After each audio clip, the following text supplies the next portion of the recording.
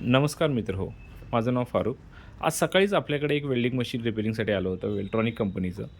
ज्यावेळी मी ते डिसमेंटल केलं मशीन आणि काही प्रॉब्लेम आहे ते ओळखण्यासाठी ज्यावेळी मी चेकअप केलं, तर मला लक्षात आलं की हे मशीन कुठेतरी अगोदर रिपेअरिंगसाठी देण्यात आलं होतं.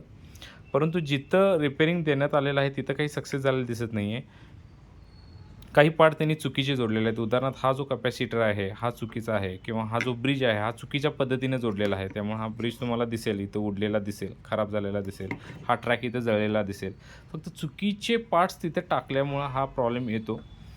तर माझं फक्त एवढीच विनंती आहे, की आपण जिथंही कुठेही टाकता रिपेअरिंगला, तो माणूस त्या क्षेत्रातला नॉलेजेबल आहे का? त्याला पूर्णपणे त्या क्षेत्रातली माहिती आहे का? एवढं फक्त आपण चेक करावं. अदरवाईज आपलं पूर्ण मशीन खराब होऊ शकतं किंवा ज्यावेळी दुसऱ्या मेकॅनिककडे ते रिपेअरिंगला जातं, तर त्याच्यासाठी खूप ते अवघड होऊन बसते, की समजा हा पार्टची आता व्हॅल्यू हुडकणे खूप अवघड असते.